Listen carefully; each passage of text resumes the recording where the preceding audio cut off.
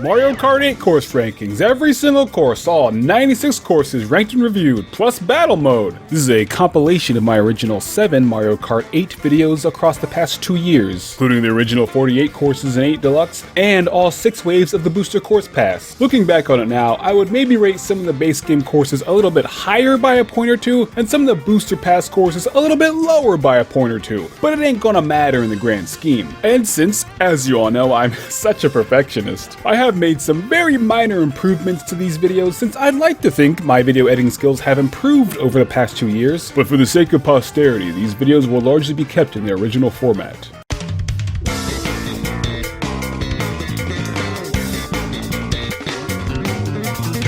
Are we rolling?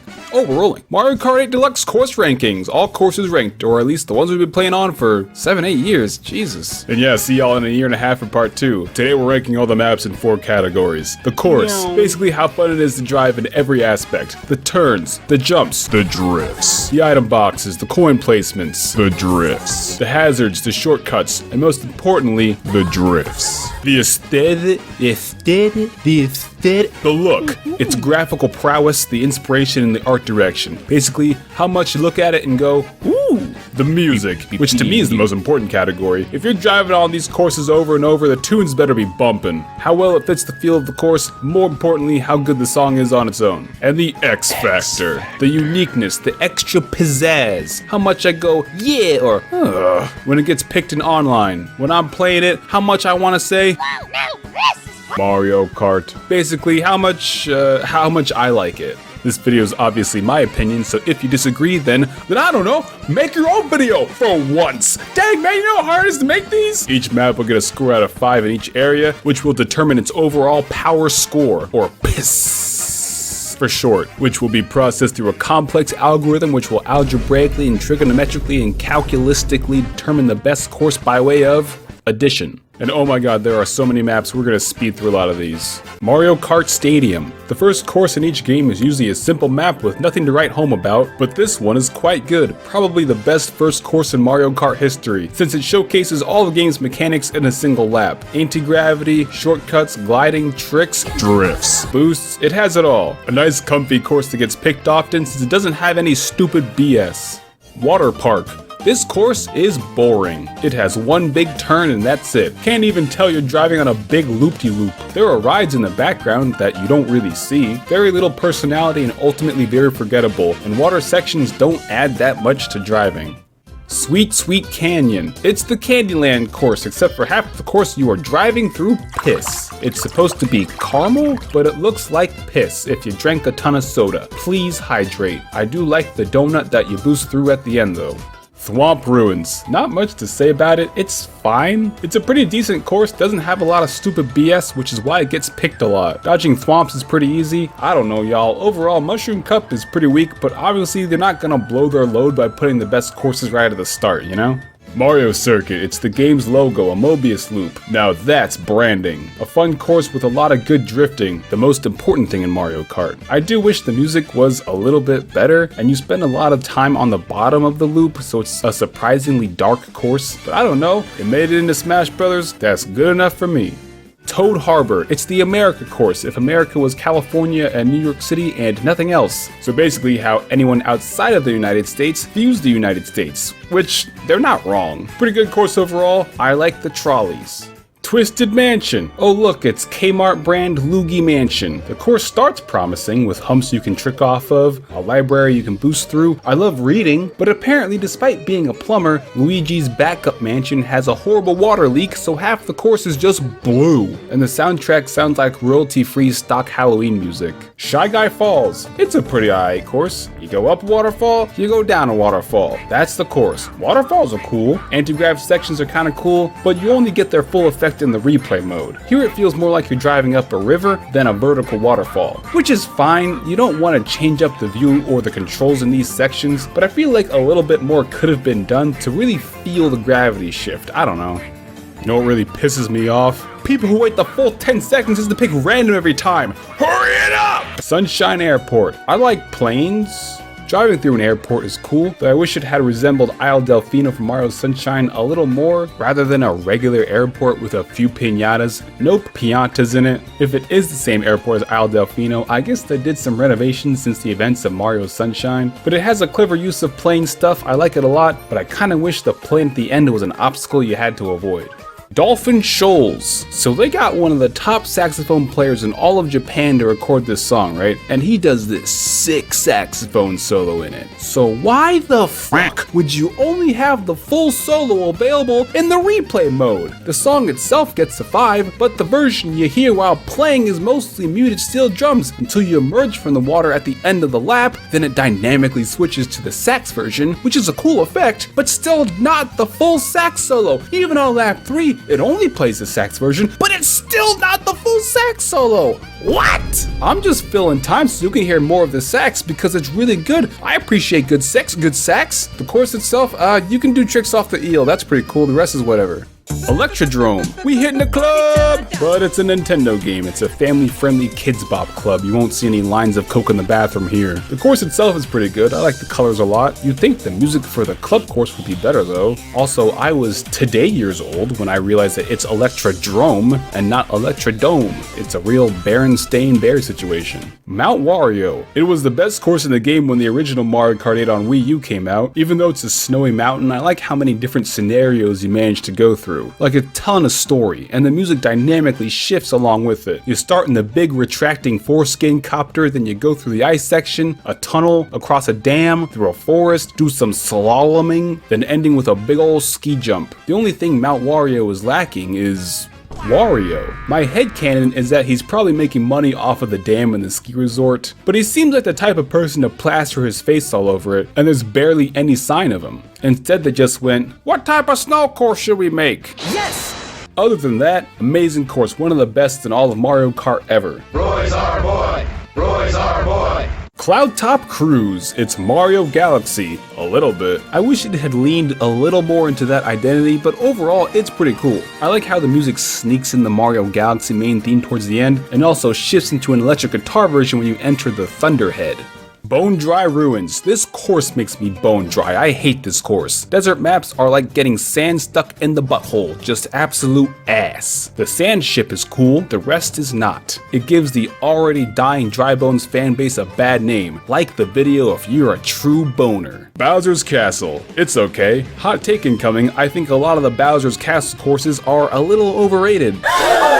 Not bad by any means, just not as good as people say they are. And that's because you spend too much time outside the castle in like dirt. Hotter take incoming. I think the Wii Bowser's Castle was better than this one, and this is coming from someone who does not like Mario Kart Wii at all. Great song in this one though. Rainbow Road. This is one of the most lackluster rainbow roads in Mario Kart history. And I like space and satellites and spaceships. Come on, it's in the channel name. Please subscribe. I do like how it has multiple figure eights. It makes it a pretty challenging course in 200cc. Just slamming on the brakes while drifting so you don't go flying off. Also, swapping between the routes towards the end is pretty fun. I can do this. I can do this. Alright, let's go. Let's go. Play the song.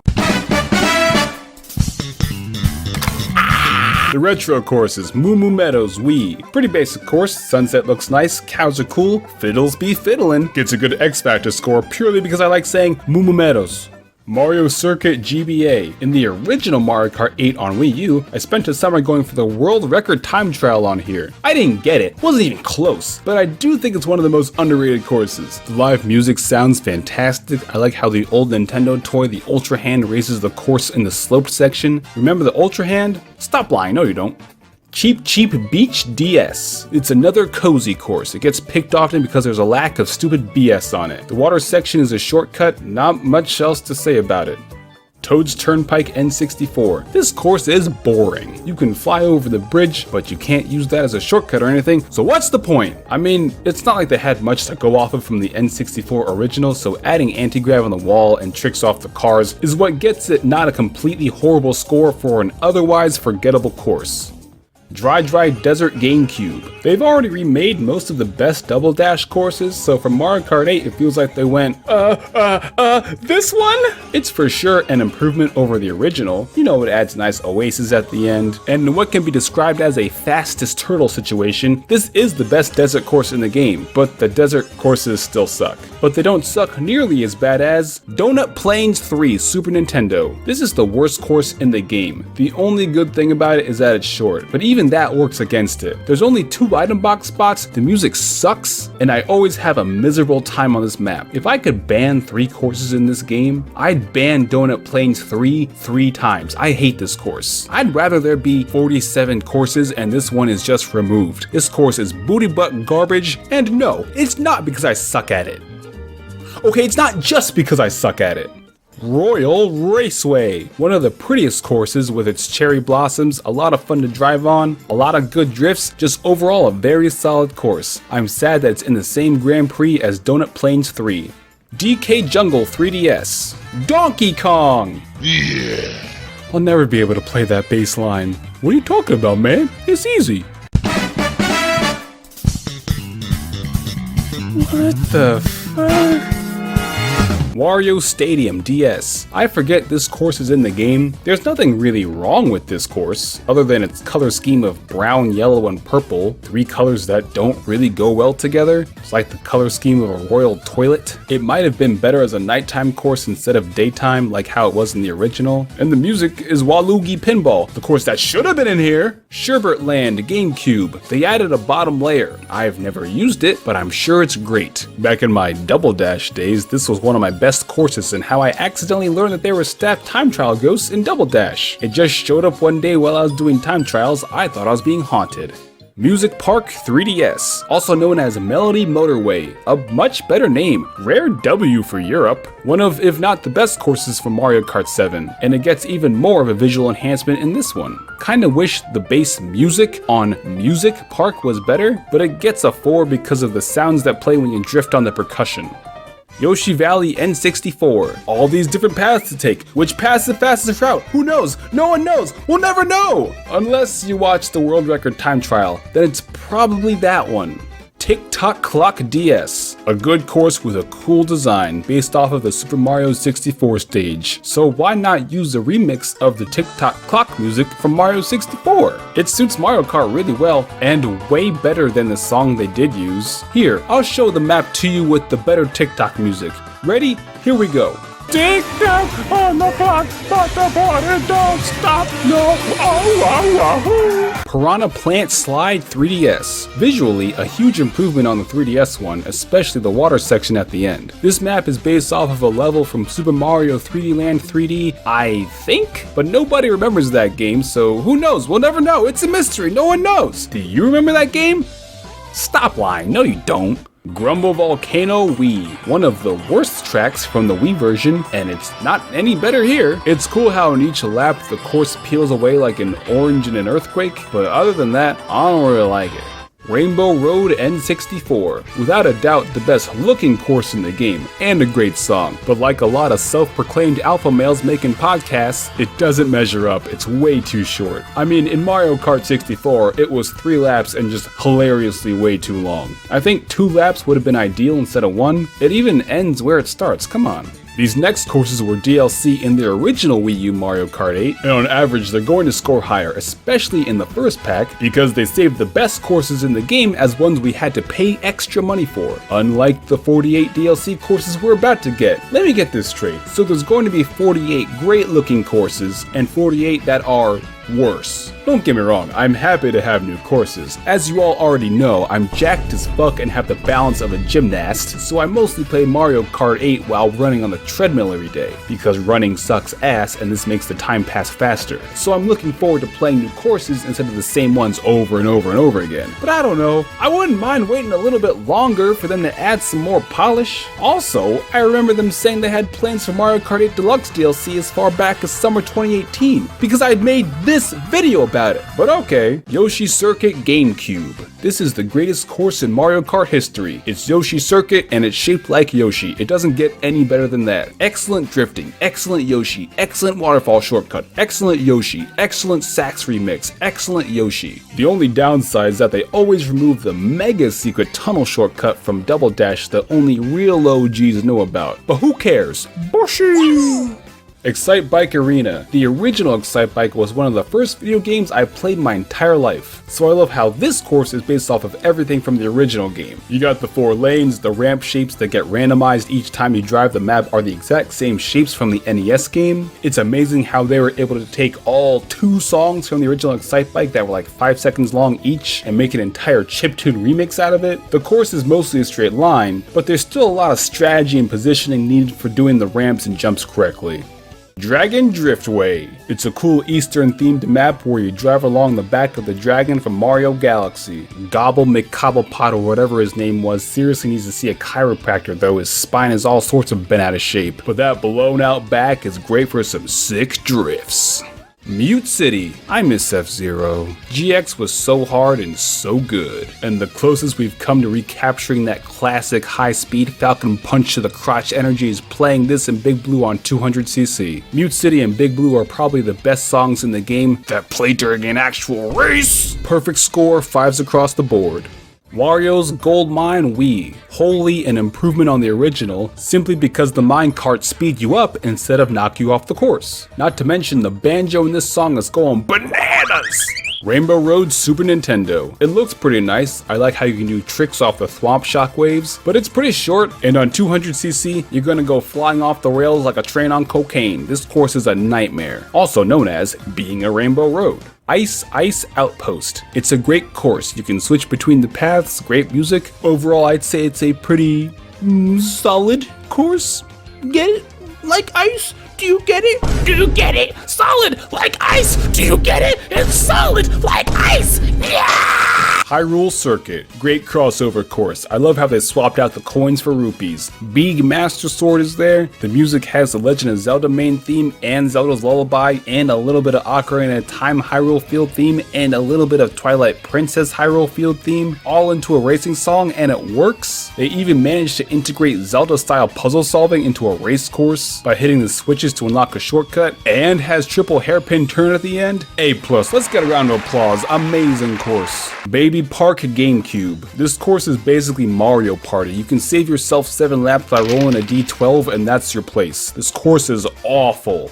And I love it. It's pure chaos. I love how the music gets faster and wilder and higher pitched with each lap. It's fun to have one course in the game be complete wacky fun. However, not every race should play like this.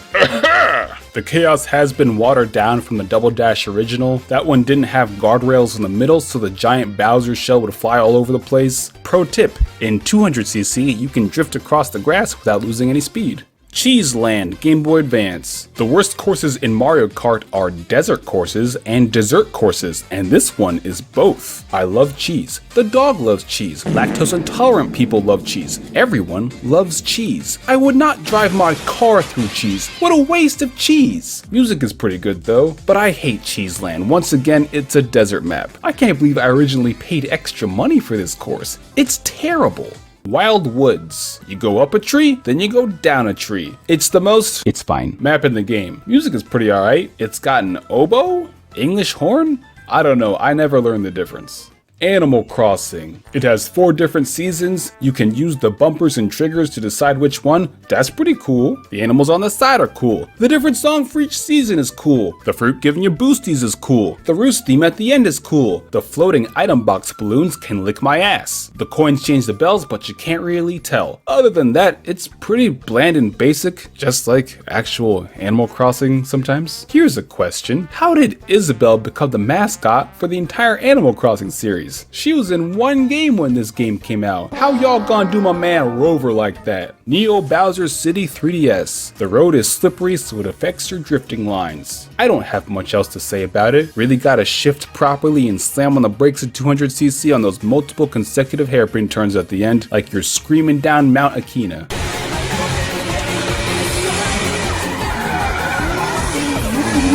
Ribbon Road Game Boy Advance. This is the Toy Story course. Was this the inspiration for Mario Kart Home Circuit? I wouldn't know. I didn't play it. Here's the real question. Do we get shrunk down for the race? Or are we still normal size and everything else is giant? In which case, who lives here? Whoever it is must take the most enormous dumps. Super Bell Subway. You've got some awesome accordion up top, and you got the funkiest bass line you ever done heard on bottom. It's a great course because it has trains. I love trains. Everyone should love trains. They're incredible. If you don't like trains, then fuck you. Big Blue. Hot take, I don't like Big Blue. I love Big Blue.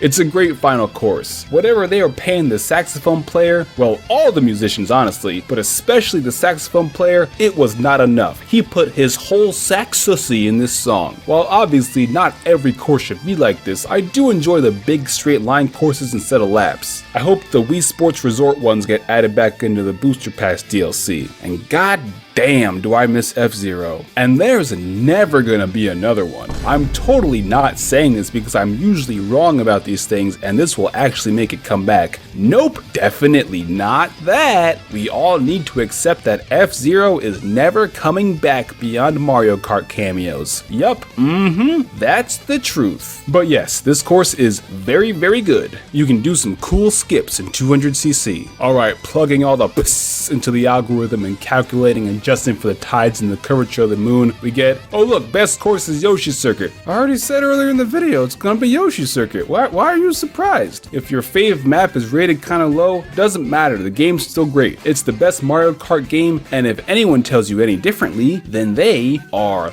lying.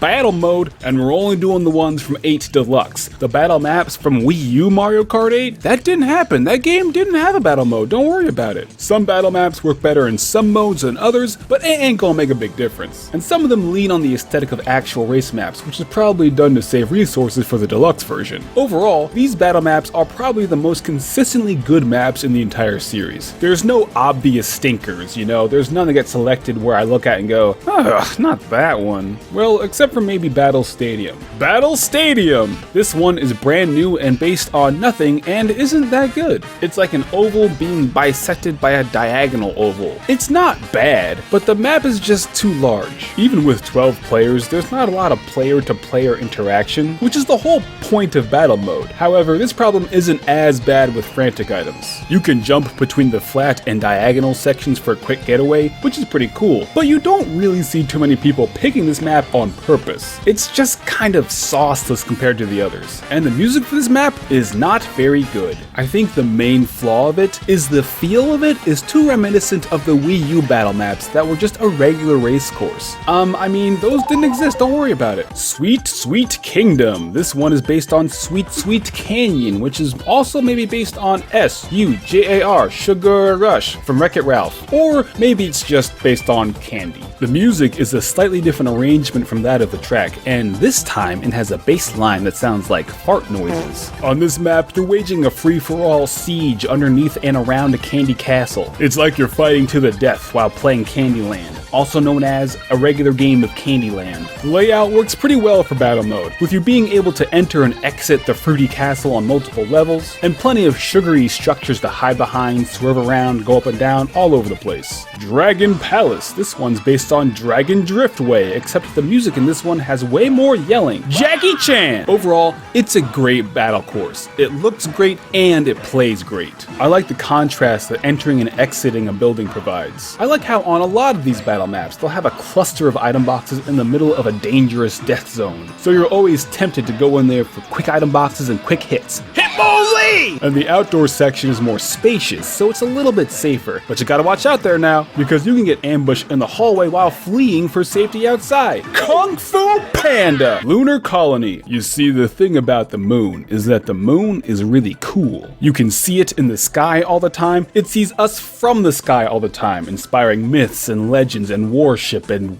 werewolves. Then in the 1960s, millions of dollars and hundreds of scientists were firing on all cylinders for years to send a human man to the moon. And when they finally arrived, they were like, yep, It's just a big rock. Anyways, Lunar Colony. I think it's loosely based on Mario Kart 8's original Rainbow Road, also known as the worst Rainbow Road in this game. It's a ring around the outside and a circle on the inside. It's all anti-grav and floaty for a bit of a different feel than the other maps, but otherwise, it's kind of forgettable. This map does work pretty well for coin runners though. Woohoo Town from Mario Kart 7 on the 3DS. This one is my favorite one. Wii Sports Resort was and still is an absolute classic. That game was prime time gaming, not like Nintendo Switch Sports. So I'm always glad to see Woohoo Island return in some capacity. Hopefully, in future Mario Karts, we'll see the return of the 2 Woohoo Island courses. But in the meantime, Woohoo Town works great for battle mode. All the different alleyways and side streets to veer down, the ramp in the town square for extra elevation and quick getaways. I'm telling you, Woohoo Town, 12 players, Shine Thief, frantic items is the pinnacle of Mario Kart battle mode. And you see, I always love hiding in the basketball court where we used to hoop it up in Wii Sports Resort basketball.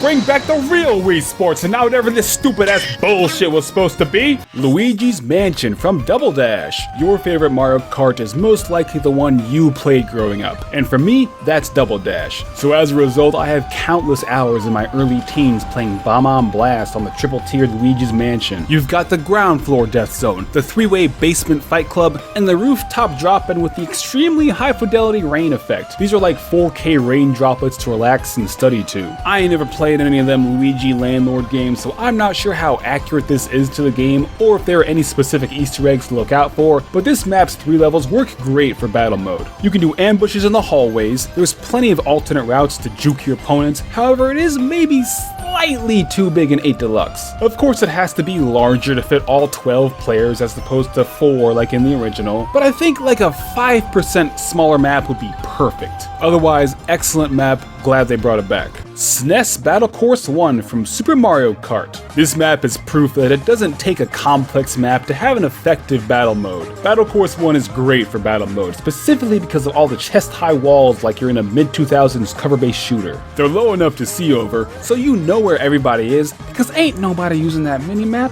You can use the battle mode exclusive feather item to jump over the walls. The walls confine players and force interactions amongst them. Shells bounce off the walls, and most importantly, you can drive along the walls, where you're kind of safe, but kind of not. Pair the walls with the ramps on each of the far sides for extra elevation, and the grassy fight club in the middle, and you've got yourself a top-tier battle map. Urchin Underpass from Splatoon. As one of the few Westerners who actually played Splatoon 1 on the Wii U, Urchin Underpass is like the Melee Hyrule Temple of Splatoon 1. This is the map of Splatoon. The layout of it was fine, but for some reason it was always in the map rotation multiple times a day, to the point where I kinda got annoyed with it. That being said, it is peculiar that at time of writing they have not brought it back in either Splatoon sequel, probably because it's better than most of the new maps in Splatoon 3. The Mario Kart version does a great job of capturing the layout of the original, but of course it's way larger to accommodate cars instead of squids. The music is the Splatoon 1 main theme, Splatak, but a new version. And by new, I mean it's slightly faster and different drums. I'm surprised they didn't copy-paste into the original. And in the last minute of timed battle modes, they play a version of Now or Never that plays in the last minute of Splatoon Turf Wars, and I think that's pretty cool.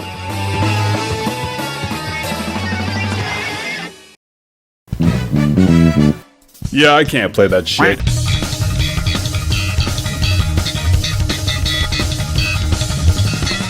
Well, that's why it's called Mario Kart 8, because we had to wait 8 years for new courses. Alright guys, here we are playing the Mario Kart 8 Deluxe Booster Pass stages. I believe this one is Toad Circuit. I see that Nintendo took some inspiration from the recent success of Elden Ring and made it open world. Very bold design decision. I wonder where Lakitu is. Oh, I was playing the wrong game?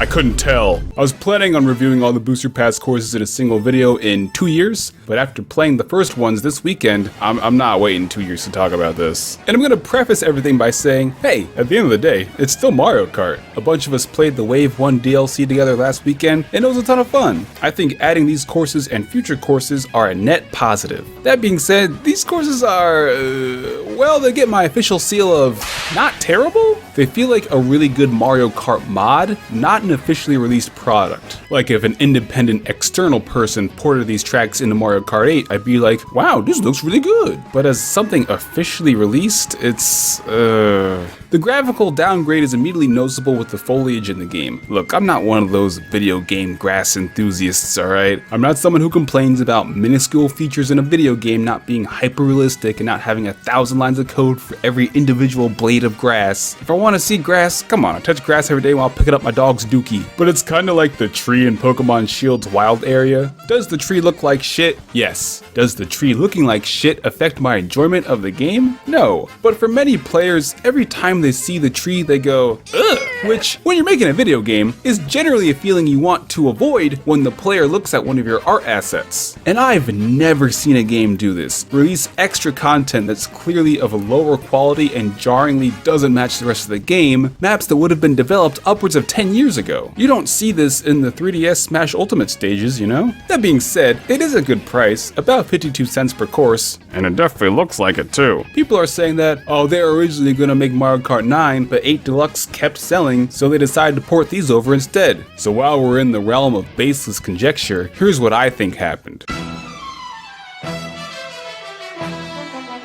Hey man, we got Switch Plus coming out. We gotta come up with some bonus content to sell these expansion passes. How about we give away some bonus courses in Mario Kart? Just bring them over from the mobile game. People would get really mad about more Mario Kart content being locked behind Switch Plus memberships. So we'll also sell it separately, and if almost everyone buys it, we'll make upwards of $1 billion off of it. These courses being planned as bonus content for Switch Plus owners makes a lot more sense than these being planned as true DLC. But that's enough rambling, now to the courses themselves. I'll be using the exact same rating system as last time, where each course will get a score out of 5 in each area. Here we go, Golden Mushroom Co. Wait, Golden Dash? Is that the name of that item? I've been calling it a Golden Mushroom my whole life, and I'm gonna keep doing that. Paris Promenade from Mario Kart Tour. This is my favorite course in Wave 1. It's really cool how you go backwards on lap 3. It reminds me of Luigi's Circuit from Double Dash, where you'll have other racers going the opposite direction on the same road if you're fast enough, or slow enough. It's a really wide course. I've never been to Paris because it is fictional. You can tell by the weirdly large proportions of objects on the side, but I assume it would look exactly like this, except I thought there'd maybe be more baguettes. But overall, this course is pretty good. You know, I was a little worried about the quality of the DLC courses, but after first playing Paris Promenade, I was like, oh, this one's pretty alright. Maybe these courses won't be so bad. Those fears quickly returned as soon as I played Toad Circuit 3DS. With the Mario Kart 8 Deluxe Booster Course Expansion Pass, we're excited to bring back fan favorite courses such as... No.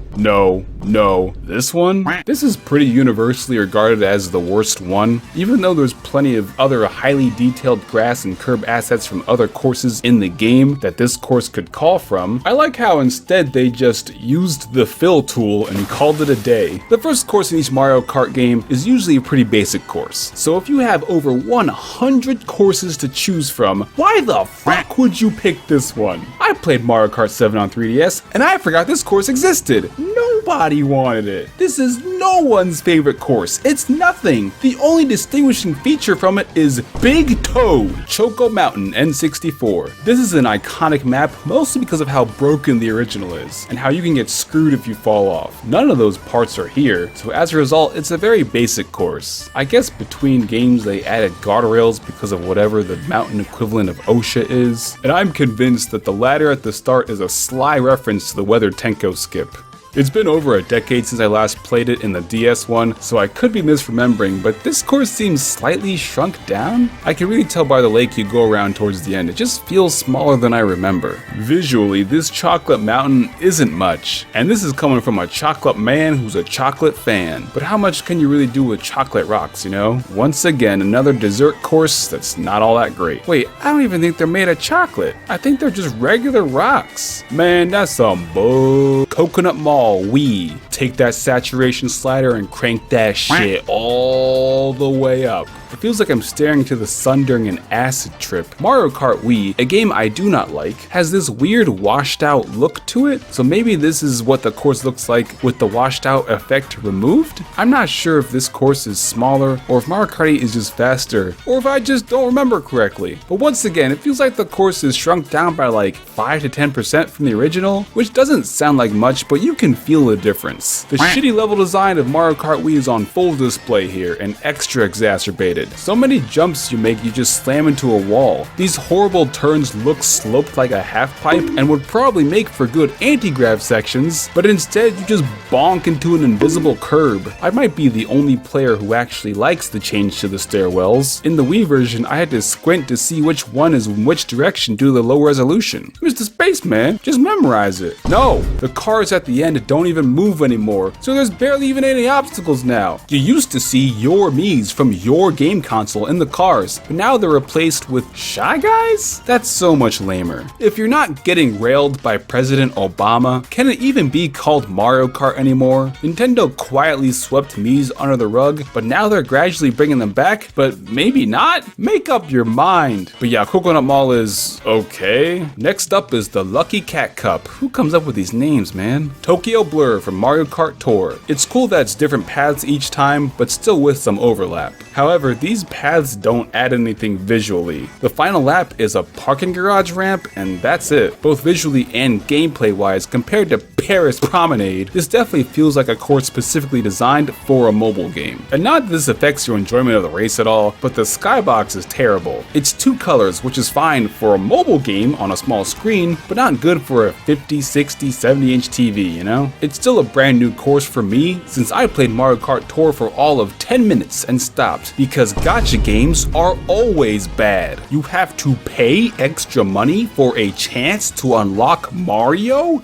in Mario Kart? Diddy Kong is $40! Shroom Ridge DS. I love all the blind turns on this map. It's almost as if this course was designed with an overhead map on the bottom screen in mind. However, the blind turns aren't that big of a deal since, unlike the original, all the cars are going the same direction, unlike how a normal road works. It'd be cool if they reverse direction in mirror mode, but they don't. It has some pretty good drifting on higher speeds, but it's a pretty forgettable course otherwise, not much to say about it. Sky Garden GBA. This course also feels very wide. I don't know, these lanes just feel very wide. Plenty of room to dodge and swerve, which makes bananas less potent. Now I don't like the sound of my banana getting less potent. I have at least a few more decades before that happens, right? Oh right, the course. I haven't been talking about it since there isn't much to say. It was one of the best ones from the GBA Mario Kart, but it didn't really get upgraded enough to continue to stand out in this one. Courses like Ribbon Road and GBA Mario Circuit are great examples of simple shapes that still fit the art style of the game, unlike Sky Garden here. And the music is okay, but kind of repetitive. Ninja Hideaway from Mario Kart Tour. I think you either love this course or you hate this course, and there's no in between. I do not like this course. For the visual design, they were just like, hey, what color palette should we use? Yes! Having many bright colors like this on a smaller device like a phone or tablet, which is what this course was originally designed for, makes sense because the colors will pop. It helps with visibility. Here, while playing on a TV or monitor, it's an assault on the eyes. But in this course, you're going through a ninja palace, which is pretty cool. I like how there's multiple stacked paths. You can take a different route every time. There's a cool shortcut you can use if you take out the signs or boost through them. But there's too many 90-degree ass right angle turns, especially after a trick. And if you take the top path, I'm always bonking my head on that one jump.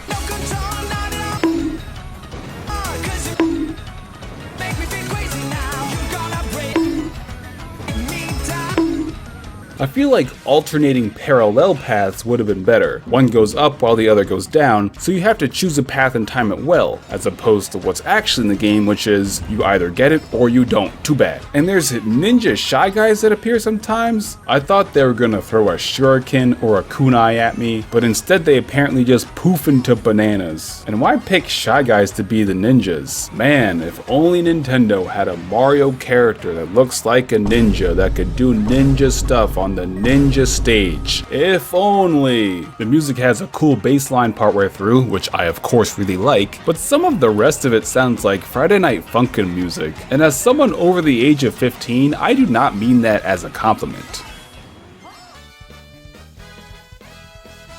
These courses might grow on me over time, however, as they are now, I would not say that this is their best first impression for this pass. But if you look at Mushroom Cup in the base game, I wouldn't call those courses the best in the game either. There are still 40 more courses to look forward to, and it's possible that they'll update with Wave 1 courses with a texture pack or something, but knowing Nintendo, I doubt it. There's currently a lot of spectacle over the fact that there are new courses, but that spectacle won't last forever, and we're going to have these courses in perpetuity. I don't know about y'all, but I'll probably be playing my Switch probably for the rest of my life, or at least until there's a Switch 2. And while having more courses is good, it's still slightly disappointing to have a slew of courses that don't feel like they're good. They feel like they're good enough. Unlike the older courses that looked like they had a lot of passion behind each design, instead here it feels like, yeah, we can release these. Fuck it. But Mario Kart is still fun, especially with friends, and that's the most important part. You can enjoy the game, but still think that these courses should look a little bit better. Both things can be true.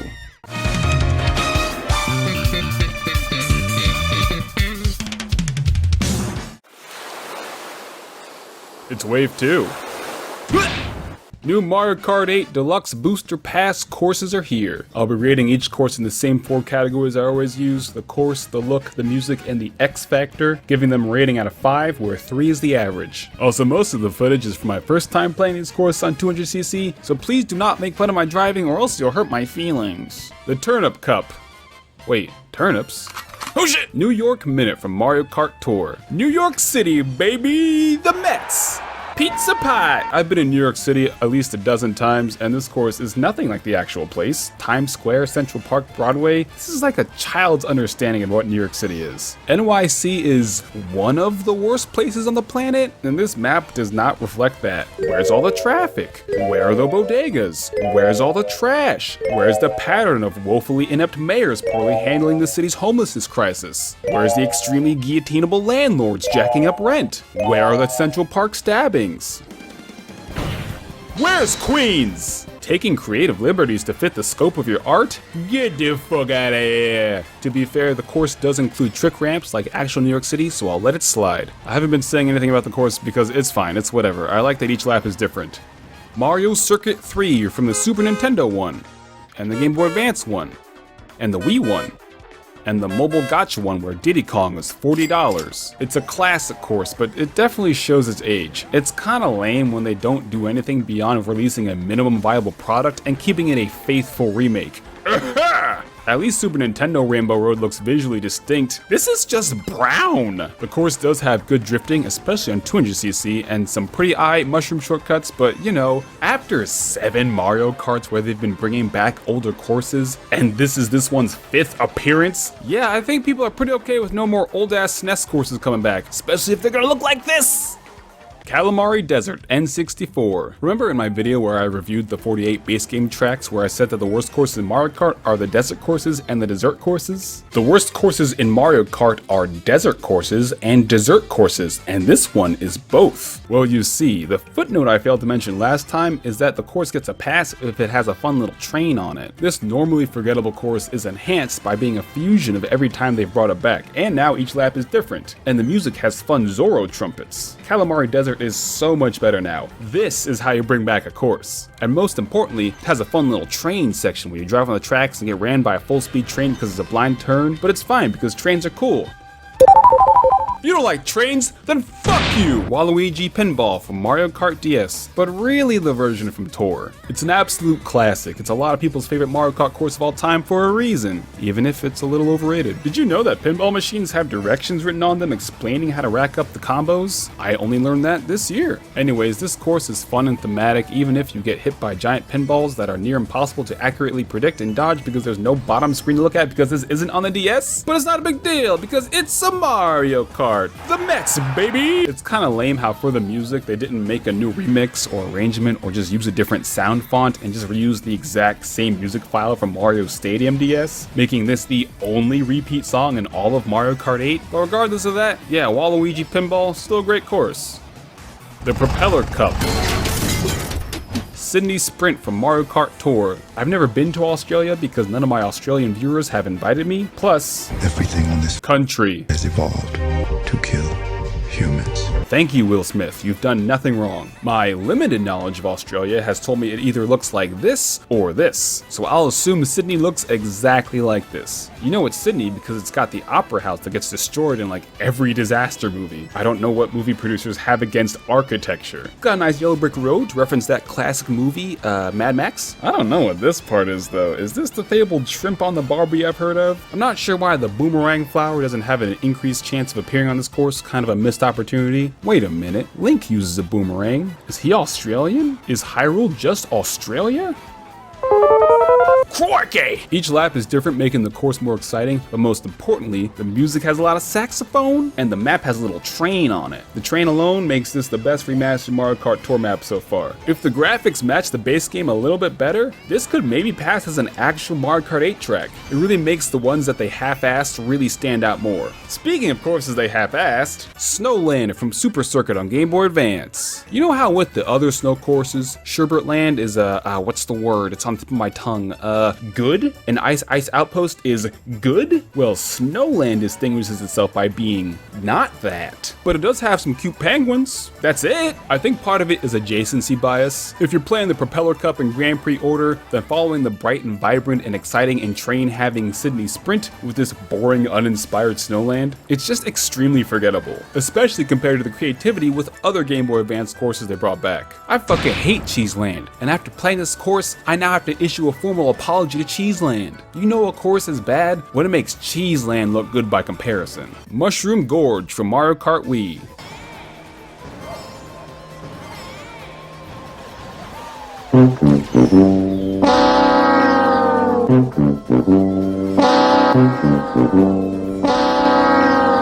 I do not enjoy this course. Sky High Sunday. It's a brand new course, and by that I mean it's a course made for Mario Kart Tour that had not been released yet. Remember in my video where I ranked all 48 base game tracks when I said the worst courses in Mario Kart are the desert courses and dessert courses? The worst courses in Mario Kart are desert courses and dessert courses, and this one is both. Well, the second footnote I forgot to add was that this course is kind of doo-doo. If this course was made by like a group of interns, or by a kid in a Nintendo Power contest who's never played or seen Mario Kart before, but was too excited and threw up a bunch of fruity pebbles, and they based the course on the color of the vomit, I would understand. But as a product made by a team of professionals, I don't know what happened here. It's very thin straightaways with a bunch of ramps, and it's very floaty, and that's it. The only positive is that the song has some pretty good slapping bass. Y'all know me. I'm something of an aficionado of slap bass, but you can barely hear it over your character screaming from the trick ramps every 3 seconds, also known as the Mario Kart Wii effect. So what's the point?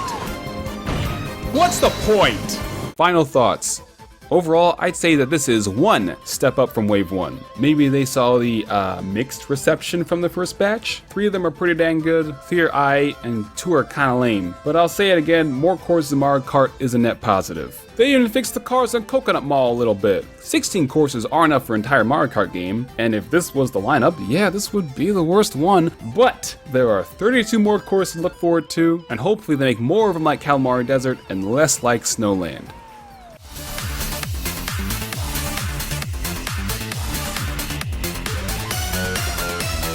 It's Wave 3, baby! As always, I'll be rating each course based on 4 categories. The course, the look, the music, and the X factor, giving them a score out of 5, where 3 is, it's aight. The gameplay show will be on 200cc because I can show more of the course this way. Sometimes I drive off the map, ignore that. The Rock Cup. London Loop from Mario Kart Tour. London, this is where they make Xenoblade. I've been to Bloodborne Land once for a day and a half over 20 years ago. We had a lot of time between changing planes to go to Barcelona, you know, a cool place, so we decided to tour the city. The only things I remember from that trip was that it rained the whole time, which is apparently normal. Everyone we interacted with, even the tour guides, were all kind of racist, and at one point we were in line for a public restroom, and this guy in a suit comes in and says, "Sorry, or in a hurry." He skips the line, stands like 5 feet back from the urinal, zips rips his fly down and just pressure washes it with his piss. Doesn't wash his hands and leaves. And I'm just like, what is happening? Get me out of this country. If you haven't noticed, I haven't been talking about the course at all because there's not much to say. It's not at all a bad course, but it's about as flat and static as Queen Lizzie's body. I like that every lap is different and has some pretty good drifting on higher speeds, but sometimes if you're not super familiar with the course, it's hard to tell which street you're supposed to go down, even with the arrows. Plus, the environment design of London Loop lacks any sort of distinct visual tells. It's just building, so your brain doesn't go, oh, I remember this section, there's a right turn coming up. It's just kind of bland, like British food. Hey, and croquettes! If you've never played the original Mario Kart Tour, it's pretty much a game on rails, so which way you need to go isn't really an issue there like it is here. One thing I do like is the chain chomps come off the chain on lap 3, maybe to reference the changing of the guard outside of Buckingham Palace. Colonization! To its credit though, this and Berlin Byways are the first World Tour courses that feel like they're in an actual city and not just a diorama of a city, you know? And by then, Boo Lake GBA. In the first 2 waves, the remakes of the Super Circuit courses from the Game Boy Advance were very much like, look, this boosted pass ain't got an infinite budget, we gotta cut corners somewhere, right? So I wasn't really expecting much from a remake of Boo Lake, but oh my god, they added the lake to Boo Lake with an underwater section and an anti-gravity section and lots of lanterns. Big Loogie Mansion, do you know what this means? They actually tried. It's nice to see them incorporate more recent mechanics when modernizing these older courses for the booster pass. Hopefully this continues in waves 4 through 6 and for course remakes in future Mario Karts, if there are future Mario Karts, and don't just port this one over and over instead. That being said, this quick course is forgettable but overall fine. I like the way the moonlight glazes over the water. It's a nice touch to its spooky aesthetic. Should have had more booze though. Rock Mountain. Such an action-packed course, yeah? In Mario Kart 7, this course was at the end of the Mushroom Cup, the first cup in the game, to really showcase the new gliding mechanic. The problem is, the gliding mechanic isn't bad, but it's not particularly fun or interesting either. There's barely even course here, you just kind of glide over the whole thing. It is sort of fun to try to glide over as much of the course as you can, but if you're wondering what it's like to drive on it instead, you're not missing anything. Other than that, this course is fine, it's a big nothing, it's whatever. You've got to dodge boulders that almost have no chance of actually hitting you, and the music sounds like Sonic Adventure 1 music. Maple Tree Way Wii.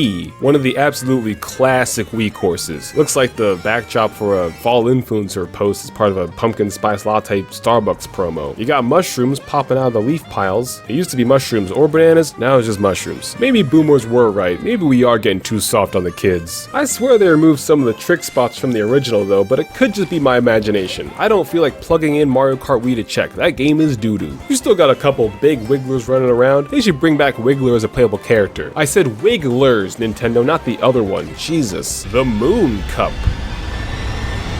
Berlin Byways from Mario Kart Tour. I don't know anything about Berlin besides the wall. You know, this very solemn piece of history that had a lasting impact for generations, which here is represented by thwomps falling over. I'm not sure if that's funny or offensive, but it does mean that World War II is technically canon in the Mario universe. Based on the course, Berlin looks like a nice place. It has a train that doesn't move, but there's no way I can afford foreign travel in this economy. Unless you, the viewer, sign up for my YouTube memberships, you'll gain exclusive benefits like, since I know nothing of Germany's capital, it's time for everyone's favorite game show. Fun facts about Berlin I found on Google. Did you know Berlin is 9 times bigger than Paris, however it has 1/4 the average population density? Did you know there are 180 museums in Berlin, such as the... Nope. And did you know 1 in 8 residents of Berlin live below the poverty line, and the city has a huge homelessness problem? Ugh. Anyways, this course is fine. Like a lot of the World Tour courses, I like how each lap is a different version from Mario Kart Tour. But as a result, lap 2 is really long, but laps 1 and 3 are pretty short. And since 5 of the 6 World Tour courses are from more, areas, would it be possible for the future courses to be from more, melanated areas? Like, I don't know, Mumbai Motorway, Lagos Lane, Baghdad Boulevard, something? Peach Gardens DS, another fan favorite Mario Kart course from both Mario Kart DS and Mario Kart Wii. It's got some great visual upgrades with the statuesque trimmed hedges. That being said, you know how the course is called Peach Gardens? Why did they remove the gardens? Originally you had to dodge the gardens, but instead they're replaced by nothing. Or the gardens all stomped out by the film crew while they were setting up for the new movie, because Girl Boss Peach would not approve. Bowser is coming.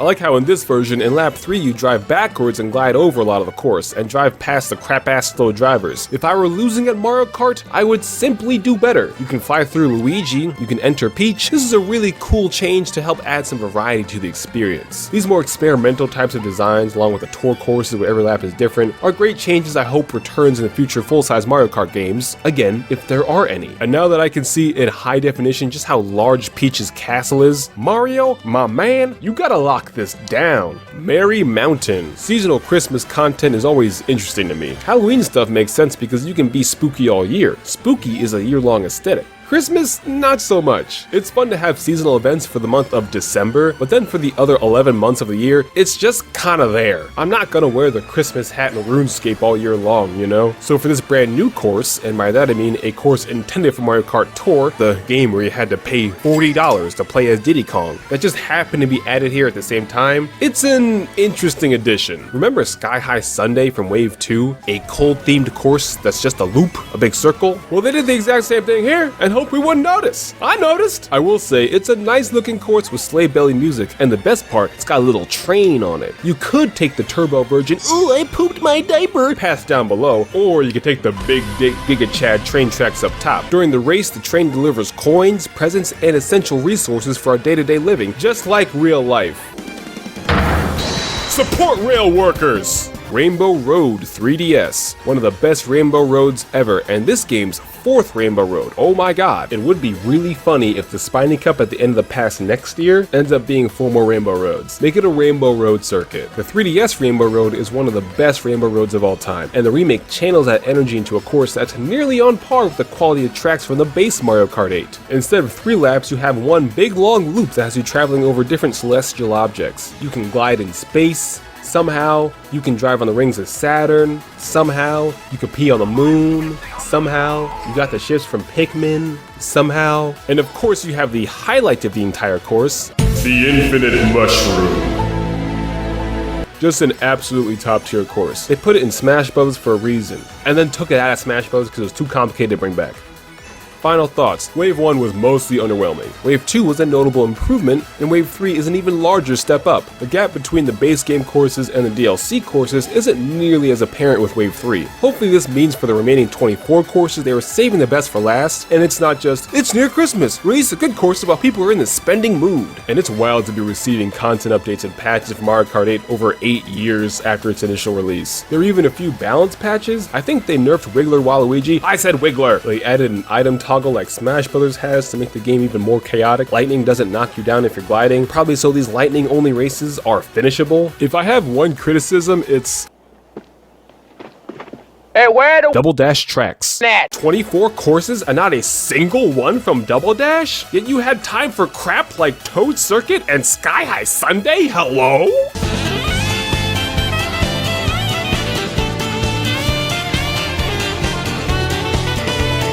It's Wave 4, but more importantly, then bring it back, Birdo!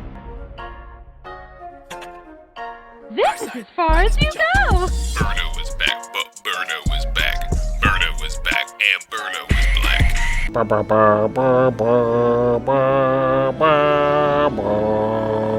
Same 4 categories as last time: the course, the look, the music, and the X Factor, giving it a rating out of 5 where 3 is average. The Fruit Cup. Yum yum. Amsterdam Drift from Mario Kart Tour. I don't know anything about Amsterdam besides Smoke weed every day.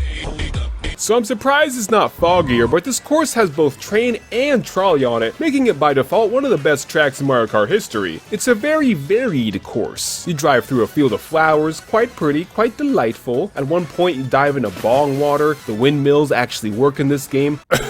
I think the best types of real world courses are the ones that make you want to visit that place someday. And I'd say, since Amsterdam Drift has both train and trolley and boats, mission accomplished. Riverside Park from Mario Kart Super Circuit on the Game Boy Advance. GBA course remakes are basically brand new courses, because I don't remember that game at all and the new versions look nothing like the old ones. Riverside Park has the potential to be a pretty forgettable course, but it does have a few highlights to make it stand out. First up, as we all know, from bougie houses to little naked people hot springs, everything is made better by having a waterfall. So Riverside Park has got a waterfall you jump through at the end. 2, It's got patooies. Instead of putting in boring stationary piranha plants a whole bunch of the courses already have that only a complete dumbass would ever run into, they got the patooies that run around like me. And if you hit them with an item like a green shell or lightning, then you get to use their item. I like that, nice and simple. And 3, the music. Some generic forest ambiance is razzled and dazzled by some of that jungle trombone.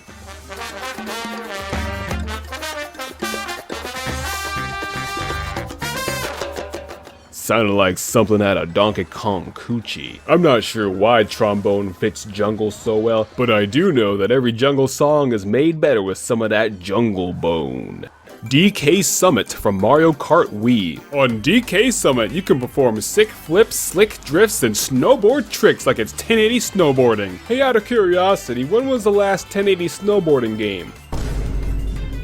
Dear God. Playing this track in Mario Kart Wii 15 years ago, I would always win. I'd be in 4th or 5th place at the start of lap 3, but then the planets would align and cosmic forces would rightfully carry me into 1st place. Those forces no longer activate in 200cc, and that final turn is way harder than I remember. The downside about the downhill section towards the end is that the camera gets really fucky on these curves and makes it impossible to see where you are going. I hope they can fix that. And when 1st place goes through the cannon, I think it kind of inflates the strength of everyone else's items due to the sheer distance, which is really funny. Yoshi's Island, the brand new course, and by brand new course, I actually mean a brand new course, not a course that's coming to Mario Kart Tour around the same time. This course looks amazing. So many references to Super Mario World 2 Yoshi's Island, I assume? I remember starting that game many years ago, but not getting very far, and I wondered, why did I never finish that game? So I booted up SNES Online with those horrible, ugly borders that I don't think you can get rid of. Seriously, who wants to play a game like this? Started up Yoshi's Island, bumped into a Shy Guy once, and was quickly reminded, that explains why I dropped this game. Yeah, this makes a lot of sense now. So I'll just guess what the references are. You got Poochie, Stilt Guy, Wingull from Pokemon, Crab Attack from the original Mario Brothers arcade, the Big Munch over there. You know that Yoshi's a big deal. He's got his own money.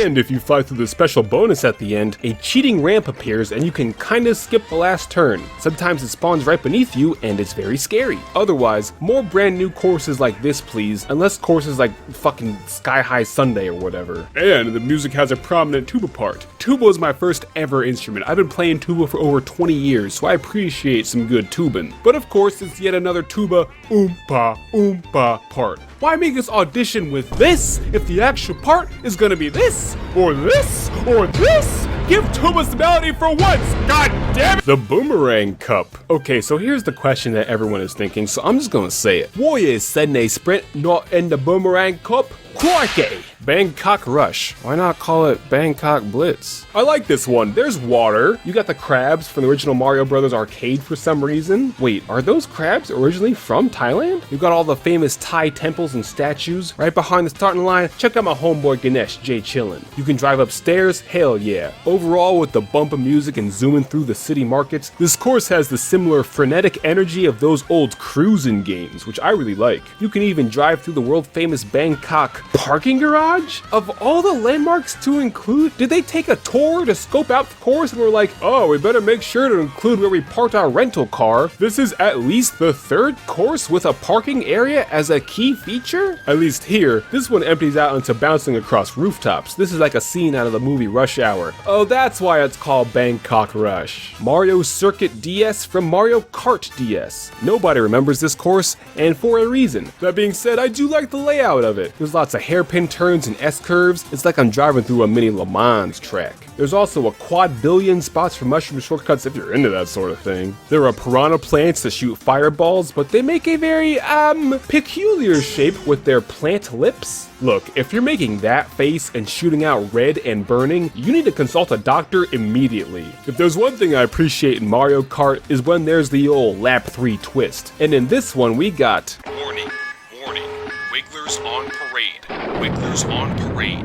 Waluigi Stadium from Double Dash. It only took 4 waves to finally bring in one Double Dash course. Alright, here's a question. How come the chocolate in the chocolate course looks like dirt, but the dirt in the stadium course looks like chocolate? Like a fudge cake or a chocolate swirl snack pack. I wish they would sponsor me, especially after I gave them so much money. And for what? Empty calories? Come on. This is what Choco Mountain should have looked like. Anyways, it's a dirt bike course. I know it's faster to not take some of the jumps, but come on, it's a dirt bike course. You gotta take the jumps. I like that they added the floating platforms towards the end. I can skip that weird and horrible double hairpin turn at the end that ruined so many flower cups for me as a kid because I was maybe 11 years old and did not know how to drift. Singapore Speedway from Mario Kart Tour. Boomerang Cup is finally putting in more World Tour courses that aren't, you know, European-ish. I have not done a lot of world traveling because I am broke as hell, but my friend who's been to Singapore said that this looks like Singapore, and I believe it. You know, you got the well-known Singapore DK Cannon, the rooftop infinity pool. This is actually where the Avengers defeated Thanos. The World Cup Stadium, but not the Soccer World Cup, the Puppy Bowl World Pup. Airport people movers through the metal trees. Chinatown, they probably got some good food here. Of all the city maps that have been added in the booster course pass, I think this one is my favorite so far. This course is cool, makes me want to visit Singapore someday, so mission accomplished. Overall, the Wave 4 courses are pretty cool, or at the very least, have some unique feature to distinguish each one. Maybe the quality has been improving, or maybe it's my standards lowering since I'm so used to the base game courses after 9 years of playing them. Plus, they started off the pass with crap like Toad Circuit. The mediocre quality seems much better than it is. I don't know, but more courses are more fun. Wahoo! But who cares about what's already here? People only care about what's not here, being the 5 new character slots that we'll be staring at for the rest of this year. User interface is my passion. So it's time for everyone's favorite game show, wild speculation based on nothing. Okay, so the first most likely tier that Birdo also falls into, I'm calling they should have been in this game 9 years ago instead of 5 forgettable babies and 8 interchangeable Koopalings and 3 Marios and 3 Peaches. Man, what the fuck is this roster? It's surprising that the fellows in this tier are only in the mobile Mario Kart and not the console one. Diddy Kong, he's one of the oldest and most popular characters, but in the past 12 years of Mario Kart games, you can only play as Diddy Kong in Mario Kart Tour, where you had to pay $40 to play as Diddy Kong, and I feel like we don't talk about that enough. Funky Kong, he had all the world records in the Wii version. Maybe he was too powerful for this one. Pauline, who should already be in 8 Deluxe since that game came out the same year as Mario Odyssey. Look, I'm a mega Splatoon fan. Pauline should have been here instead of 6 different Inklings. She's in tennis, she's in golf, she's even in soccer. She should be here too. Next tier, safe picks, aka boring picks that are already in tour. King Bob-omb. Does anyone actually care about King Bob-omb? Moving on. Chargin' Chuck, more like heh chargin' fuck. He's the reverse bouncer of Super Mario World. You want to leave a level? Nah, Mario's #1 hater is gonna murk you with a baseball right at the end. Astronaut Toad, Pit Crew Toad, they're already sort of in the game, or maybe they'll just add Toad colors, like Yoshi colors and Shy Guy colors and Birdo colors. Petey Piranha, he's alright, he was also in Double Dash, but he's also very tall. Dixie Kong, she's alright, other than the name, but this list already has a surprising amount of monkeys. Are you gonna listen to that monkey? Next tier, weirdo characters that people forgot about. I don't think they'll be added, but if you predict everything, you can't be wrong. Monty Mole, Nabbit, Hammer Bro, and Magic Koopa, aka Kamek, aka Doctor Strange Koopa in a robe, so maybe they can't ride bikes. Which brings us to, probably won't be in the game because they cannot ride bikes. Look at their anatomy, not gonna happen. Wiggler cannot ride an ATV, Wiggler already is an ATV. Putting Wiggler on Wiggler would raise this game's age rating. Rob the robot, unless you give him the Rob legs. Give Rob legs! Honey Queen. Why was Honey Queen in the game before? Goomba. Can play baseball, cannot drive a car. Chain Chomp. Can play tennis, cannot drive a car. You're probably not gonna see these guys. Wild card picks. These are some deep cut Hail Mary options where if I get one right, everyone will call me a prophet. Pro tip, don't trust anyone who calls himself a prophet. Zelda with pants to promote the new Zelda. The game starts with her dropping down a ravine and onto a motorbike. Captain Olimar to tie in with Pikmin 4 this summer. Or Captain Olimar 2, whoever the Pikmin 4 player is. I've never played a Pikmin. Whoever it is will also come with a Pikmin themed course. You heard it here first. The Blue Shell Koopa from the Mario movie that's coming out. I believe his name is Bloopa Koopa. He's sort of been in every Mario Kart game since the very beginning. It would have made more sense had he been in this wave before the movie comes out in a couple weeks, but you never know. Marth from Smash Bros. Finally got his first ever game this year. Nobody's buying it because it looks like this. Put in Marth Fire Emblem, even if cars didn't exist in his time. Fake gamer Koromora says they should add Wreck-It Ralph, but little does she know he's already in Sega. You can't be in a Mario game and a Sega game unless it's a Mario and Sega game. Ignore that one. And finally, long-awaited guest character, Captain Falcon. Will stay on me costume for the 10th year in a goddamn row, this piece of shit game.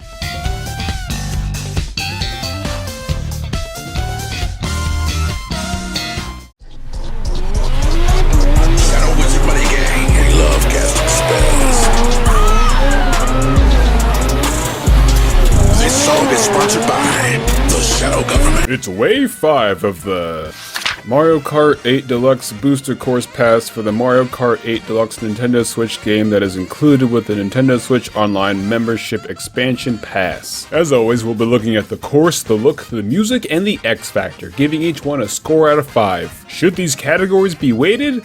It ain't gonna matter. There's a lot of city courses in this wave. It sure would be nice if I could play a game where I can interact more with the cities. Ahem. Like I can in Animal Crossing. First up, the Feather Cup. Athens Dash from Mario Kart Tour. Athens, known for the Olympics, Athena, Greek mythology, Greek philosophy, the Parthenon, columns. And in this course, you drive around the 2 blocks of Athens that has the historical buildings, even though that's only a tiny section of Athens. There's a lot of blind turns and turns you can't see coming, especially on higher speeds. And with the minimap looking like spaghetti, you have to memorize the course in advance, which can be said about multiple courses in this pass. If each lap is going to be different, which is a feature I do really like, why doesn't the minimap highlight which section you're on for each lap? Visually, I like how the course references Greece's financial crisis. Athens, y'all ain't got no paved roads, why is it all dirt? There are boulders rolling towards you? Can you not afford to pay Sisyphus? And then there's the buildings in the distance that are not even a little bit modeled, looking like a town made of Duplos. Daisy Cruiser from Double Dash, although this is technically the version from the 3DS. Daisy Cruiser is an absolute classic course and is still a lot of fun. And it's designed to appeal to the idea of being on a cruise ship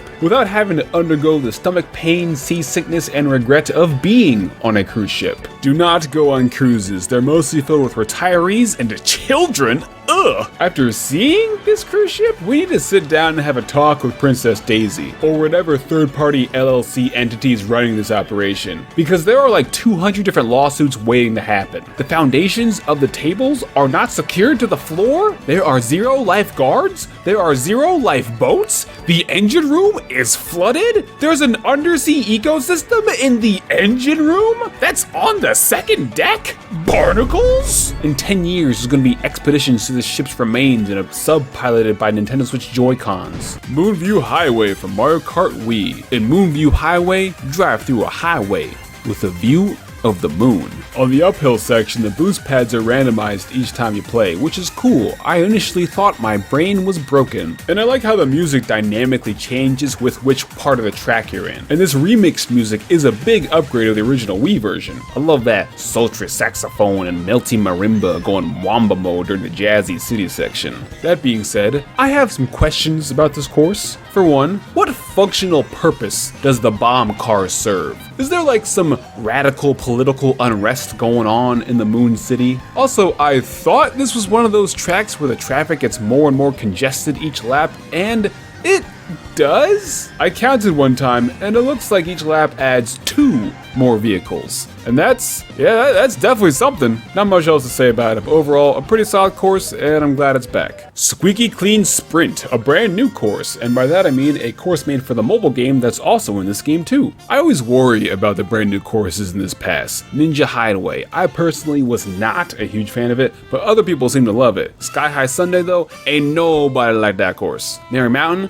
yeah, it's simple. simple, but it's Christmas. And more importantly, it's got a little train on it. Yoshi's Island. Now this was an amazing addition. And Squeaky Clean Sprint is another great addition. You drive through a bathroom that's maybe in the same house as Ribbon Road. You can tell it's a woman's bathroom. Not from the bath bombs or the brush, but because it is clean. I get the vibe that it's a divorced single mom living her best life. After her husband lost their wedding ring down the drain, that was the final straw. Blooper is even more useless than normal because you're constantly diving in and out of water, which is nice because the older I get, the more blooper actually affects me. And it'll happen to you! The part where you get sucked down the tub, that reminded me of Ant-Man 1, the good one. Not like Ant-Man 2 Ant-Man or Ant-Man Quantum Ant-Man. Those movies were both really, really bad. There's a nice drying effect while driving through the fan after emerging from the drain, and I really like the multiple paths at the end, but you need to access it via splashing in toilet water? Girl, call a plumber, but not a regular plumber, you know what I'm saying? Get some help unclogging them drains, you know what I'm saying? You know what I'm saying? Okay, I'm done. Overall, this course is a really creative concept and the highlight of Wave 5. And the Feather Cup, overall, is pretty good. But now the Cherry Cup? Ugh, this is one of the weakest Grand Prix in this entire DLC. I'm sorry, y'all. LA Laps from Mario Kart Tour. The music of this track sucks so much ass. Oh my god, it is so terrible. 0 is not on my rating scale, but if it were, the music will get a -10. It sucks! Anyways, this course is based on the United States West Coast city, Los Angeles, California. You can tell it's LA because it has iconic LA stores like burgers and vintage. I've never been to LA personally, my only knowledge of it is Grand Theft Auto 5 and BoJack Horseman. There's no Hollywood sign on the course, but if you look closely, you can see BoJack's house on the hills. The course starts on the beach, that's exciting. You fly over the Dodger Stadium in the heart of the city, even though the actual stadium is surrounded by 17 parking lots. But then you drive through the city and another memorize the course section. And lap 3 is oil fields? Of all the things to include oil fields? Hold on though. Burgers, beach, baseball, big oil. Okay, this course is pretty accurate to America actually. And it's not very good. Okay, so had it been me making a course based on LA with a good balance of accurate and exciting, I would have made it a downhill course. You start up in the Hollywood Hills, but you're outrunning a forest fire. Then you drive through a movie set and you gotta swerve around the props, but it gets interrupted by an earthquake and the course starts collapsing. Then you drive out to the ocean, do some surfing tricks off the waves. I also would have made it set at sunset, like the original tour version was. You wanna know why the Switch version is daytime and not sunset? Because the next course is Sunset Wilds from Mario Kart Super Circuit on the Game Boy Advance. Every wave has at least one course they half-assed compared to the other courses. Wave 1, Toad Circuit. Wave 2, Snowland. Wave 3, Boo Lake. Wave 4, Mario Circuit DS. And Sunset Wilds in Wave 5 feels like a course made by summer interns who are clearly unpaid and have also never played Mario Kart before. And don't sit here and tell me, Mr. Spaceman, it's just a Game Boy Advance track. How much could they really do? Look at Mario Circuit GBA. Look at Ribbon Road. Look at Cheeseland. And I hate Cheeseland, but look at Cheeseland. Being a GBA course does not mean that it has to be garbage. If anything, it should be the opposite. GBA courses are like a mostly blank canvas for the designers to go hog wild with the new details. But instead, they settle for worse than mediocrity. And you know what? That is not what we call a pro gamer move. What did they do for this one? They added Dancing Shy Guys. Totally not a gimmick for a different course already in the game. Okay, so I presume they at least added the wink, wah, wink to the music to help give the course some extra character? Nope, they didn't do that?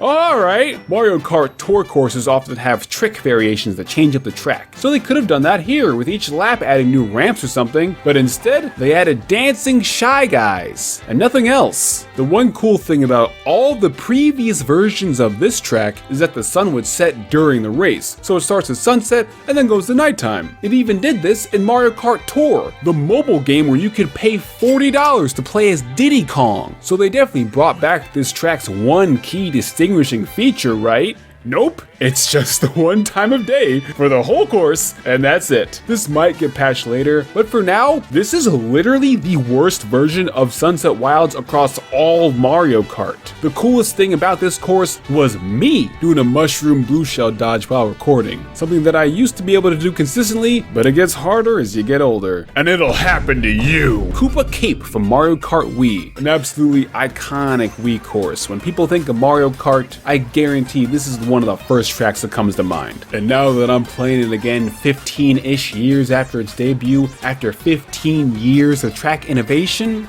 yeah, it's still pretty good. I love how it has 3 different versions of its song. Twangy surfboard guitars at the start, which maybe would have been fitting for the LA course. Then Lock the Car Doors banjo music in the middle as you're rafting down the Mississippi. Then an Alien Day Spa version when you're in the undersea tunnel towards the end. Here's a question. The camera faces down when you enter the tunnel and you can't see the next turn coming up immediately. Why is it this way? Fix it! Other than that, this course is pretty good. I like that you can do tricks in the tunnel now too. Vancouver Velocity from Mario Kart Tour. Canada! I've never actually been to the western half of the Great White North, so I texted my friend who grew up there to find out how accurate this course is, and they did not reply. But you drive through a hockey rink, sounds like Canada to me, so I'll assume it's 100% accurate, no notes. The course itself is okay. The camera again struggles to orient correctly while on the Great Cooper Boardwalk, and as much as I do enjoy the every lap is different layout of these tour courses, in this case it is another memorize every turn in advance type of track. There's not a whole lot of flow to it, nor visibility ahead of you. When you're in the city section, there's no Tim Hortons. It's just called coffee to prevent a lawsuit, I guess, but we all know it's Tim Hortons.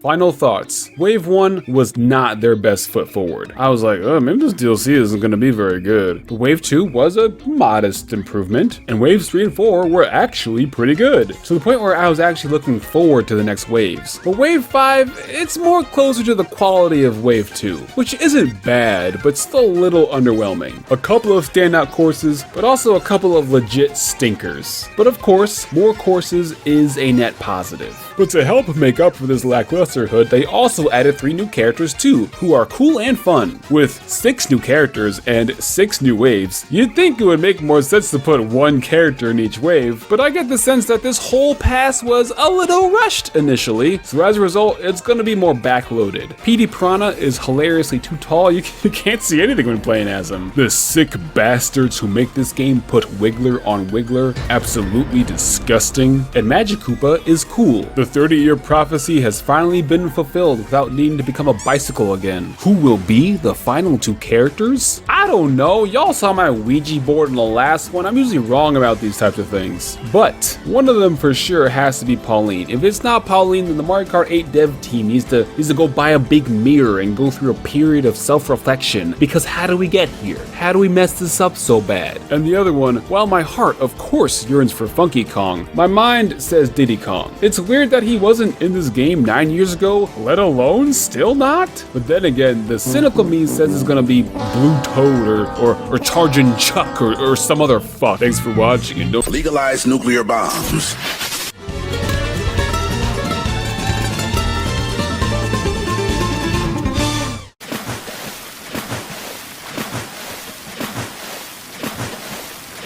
It's Wave 6. As with the past 6 times, we'll be evaluating the course, the look, the music, and the X Factor, giving each one a score out of 5 in the top right corner where 3 is, it's okay. The Acorn Cup. Disclaimer, none of these courses have anything to do with acorns. Rome Avanti from Mario Kart Tour. La Roma, in the land of Italia, my home country. So I've been meaning to tell you, your 20 Dog and Me results came back and you're 100% Siberian.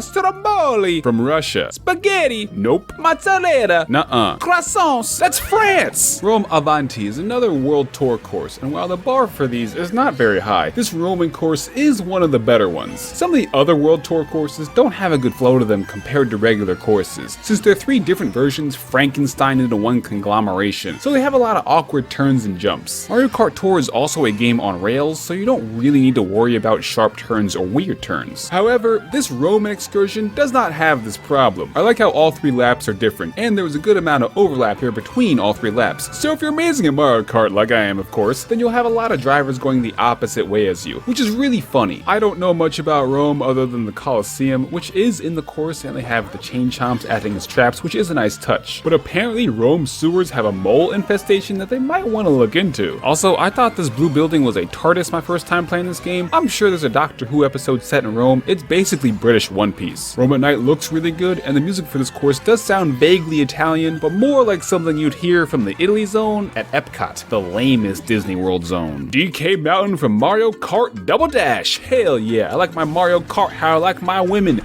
Double D! No, take that out. Do not put that in the video. An absolutely iconic course from Double Dash and Mario Kart Wii. They keep bringing it back because it's such a classic. You launch out of a cannon up the mountain, then descend back down the mountain. Courses like DK Summit and Waluigi Pinball, DK Mountain was the blueprint. And in this version, the boulders are operated by an MLG Sisyphus atop the volcanic knoll. Is this happening to anyone else? I forgot the old versions even had boulders, and now every time I gotta look out for some distant Geodude using a rock slide. Anyways, I like how in this version, you can do tricks off of the windy gyrations of Heartbreak Bridge at the end. I don't know about y'all, but that bridge got me feeling some type of way. But you know what's BS is that being launched in the cannon doesn't protect you from the blue shell, like it did in the previous versions. What a ripoff! The music on this course is not good, but it's not like they had much to work with without just making a brand new song. The original song is just drums, and in this version they added like a pan flute, I think. Regardless, DK Mountain has always been a classic for decades and will always be a classic for decades. Daisy Circuit from Mario Kart Wii. This course is notable because it's the most official character exploration Daisy x Luigi has gotten in 20 years. The Daisy G fandom have been feasting on scraps with the return of Daisy Circuit. But my question is, who built this? Who commissioned this? Well, given that's called Daisy Circuit, and you got Daisy Cruiser in the waters nearby, and Daisy got that princess money, I assume Daisy? Was this her way of proposing to Luigi? Because if someone surprised me with a gigantic public statue of me dancing with them, and baby me dancing with baby them, even if it was a princess, I would get in my Mercedes Mario Kart and drive away very quickly.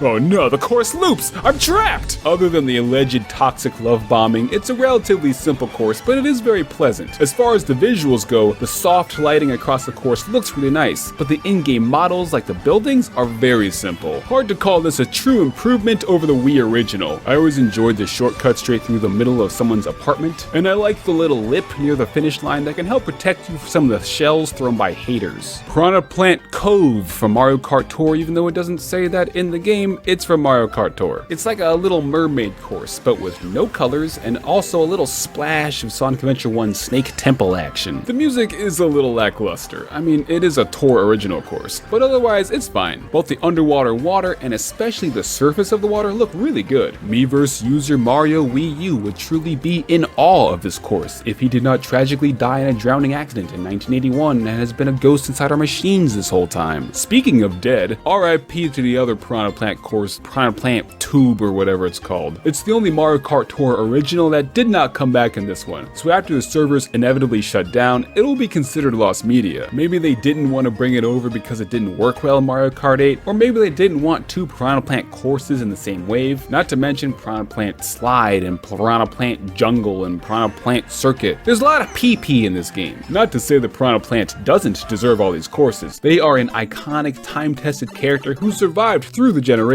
They are in Smash Brothers and not Master Chief for a reason. Pay your respect, god damn it. Anyways, I haven't been talking about the course because there's not much to say. It's fine. There's plenty of hazards to dodge and plenty of mushroom shortcuts to cheat the corners. I like that they managed to fit all three versions into one course, but I often forget about that one sharp turn at the start of lap 3. The course overall has a washed out look because, you know, it's underwater, and while there are certainly different objects decorating the course, laps 2 and 3 blend together in my mind, so it's hard to quickly tell where you are in the course and remember which turn is coming up next. The Blue Shell Cup. Sorry, sorry, the Spiny Shell Cup. Nobody has ever called it the Spiny Shell besides Nintendo. Drop the act!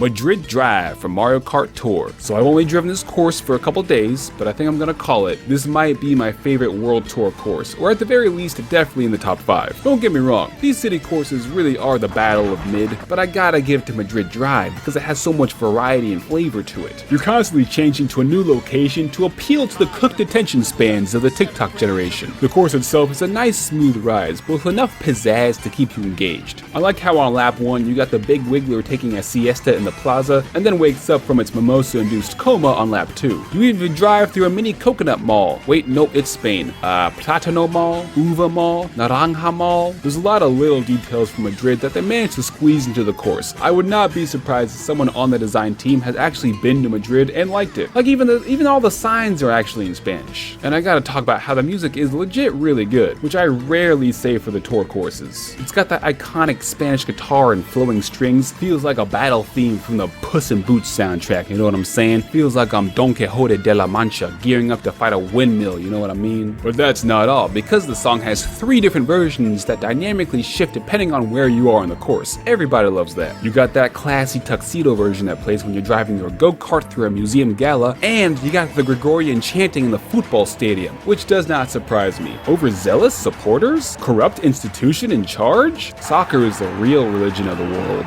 Rosalina's Ice World from Mario Kart 7 on the 3DS. You know, I always have my finger on the pulse of the goings-on of modern Mario Kart, so I was actually able to correctly predict 7 out of the 8 Wave 6 courses. The only one I got wrong was this one, Rosalina's Ice World, because no one could have predicted Rosalina's Ice World, because why the fuck would you put in Rosalina's Ice World? Even the name is like, eh? What? Ice World? I played a good amount of Mario Kart 7, and I forget this one was even in the game. I get the sense that they're saving some of the best 3DS courses for the next Mario Kart, because outside of 3DS's Rainbow Road for the Booster Pass, they really did pick the lamest 3DS courses. And sure, most remaining Mario Kart 7 tracks that are also in Mario Kart Tour are mostly very mediocre outside of like 4 of them. But come on, why not Shy Guy Bazaar or Wario's Shipyard?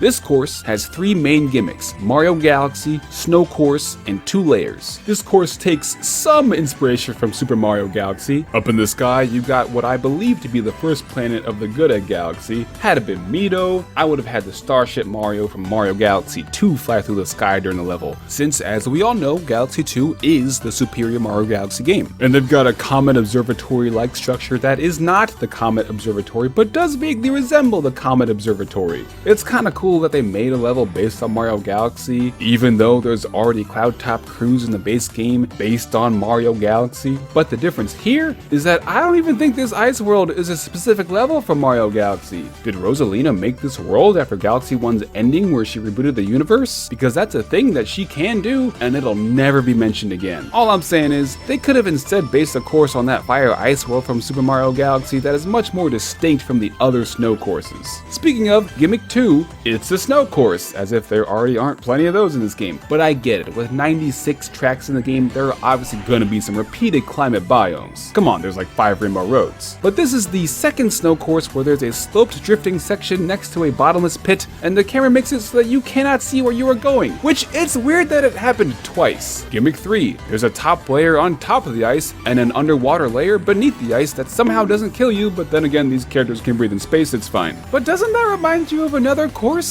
already in the game called Sherbet Land? I do like how the iceberg you drive on gradually melts during the race. Is Mario Kart making a political statement about climate change? Wow, talk about a woke game. Look, I'm sure this course does have its fans. I'm sure the average winter enjoyers and Rosalina's strongest soldiers are gooning for this course. But every single wave has had its obvious stinker, and for me, this is the low point of Wave 6. Which, it's not even that bad. It just kind of exists, which highlights how pretty good Wave 6 is overall. Bowser's Castle 3 from Super Mario Kart on the Super Nintendo. This course is actually pretty good.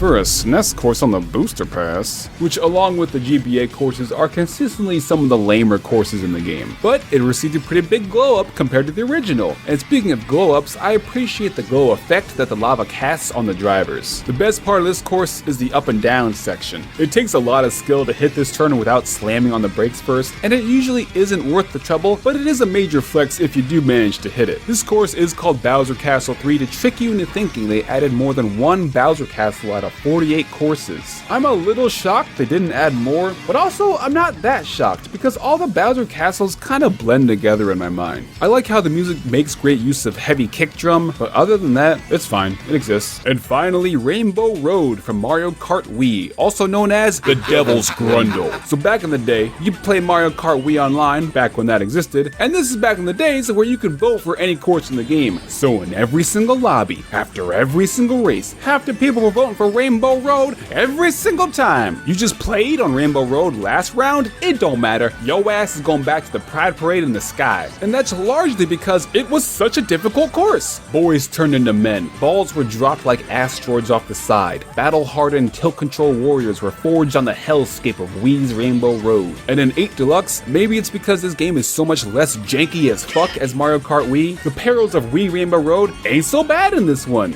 As long as you're not playing on 200cc, because this map plays like the original, and you need to grab that horse and hold on for dear life. And by horse, I of course mean the B button. Even though Lakitu catches you much faster in this Mario Kart, I do like how they still kept the meteor effect for falling off the course. Lakitu catches you mid-meteor, which just looks really funny now. Visually, just like the original, and just like most Rainbow Roads, this Rainbow Road is once again a visual spectacle, truly a feast for the eyes. It nearly passes for the graphical quality of a base game course. And one thing I appreciate about the Mario Kart series is how the actual road of all the Rainbow Roads look different, while still capturing the essence of a rainbowy road. And that holds true here. That being said, and I hope this doesn't ruin the course for anyone, this Rainbow Road's road looks like a sparkly bathroom floor that a toddler spilled a jar of glitter on.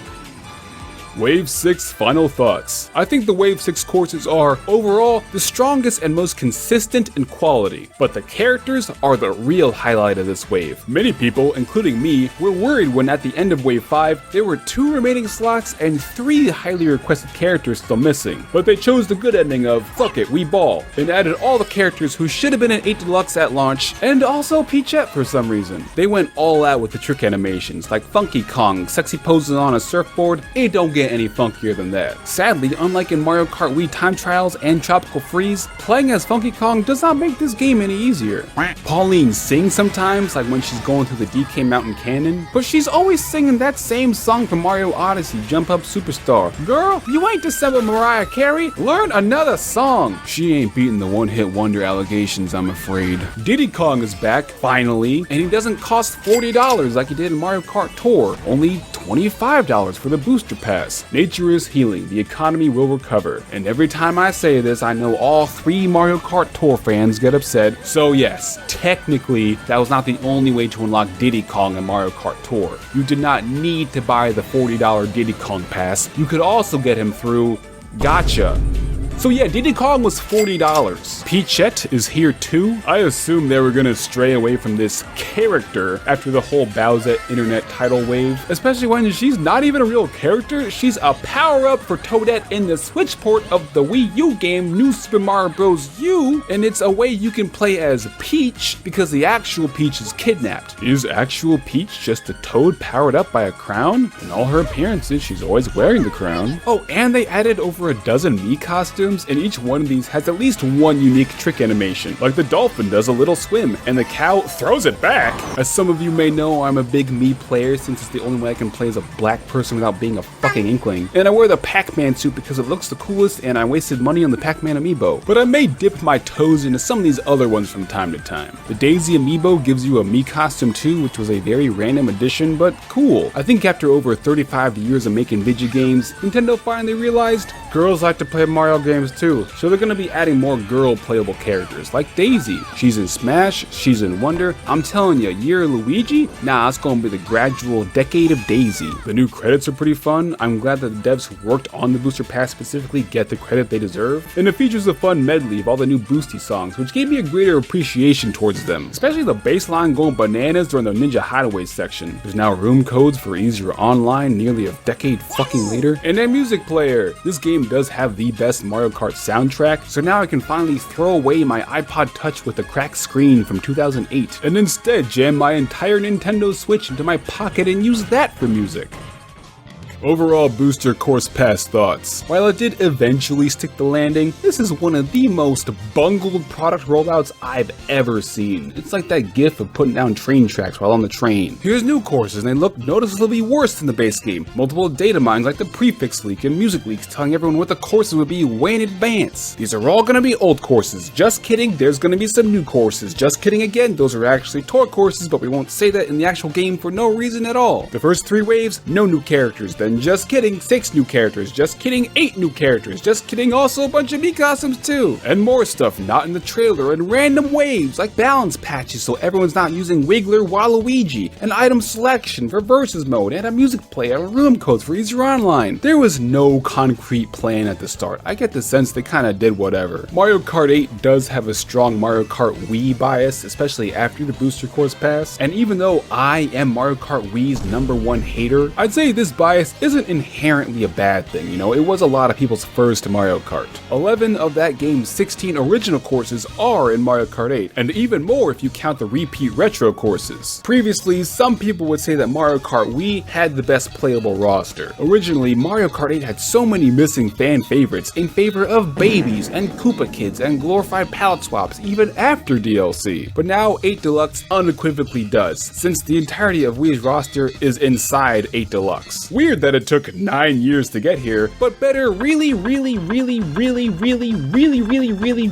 late than never. Here's my ranking of all the waves. Not that you care, or not that it even matters since you can't buy them individually. I do think they purposely backloaded this pass to entice players and amp up sales at the end, especially before the holidays. There's gonna be a lot of press releases of, look how much content is in this pass. Doubling the number of courses in the game for $25 is a pretty good deal. At the end of the day, more Mario Kart is a net positive. That being said, these courses are absolutely a downgrade from the courses from 8 Deluxe. With the exception of maybe the 2 Rainbow Roads, every single course looks noticeably worse. This is the only time I've ever seen a video game do this. Buildings barely textured, many sections with cardboard audiences that move at 2 frames per second. I get that these are mobile ports, but it just does not look good. Mario Kart 8 Deluxe is one of the best looking Switch games, and the Booster Course Pass is not. It's very jarring. As far as course layout design goes, the best courses in the Booster Pass are better than the worst courses in the base game. But the majority of Mario Kart courses have improved over time, so these old courses being faithfully brought back with very few updates is a reflection of how they are old.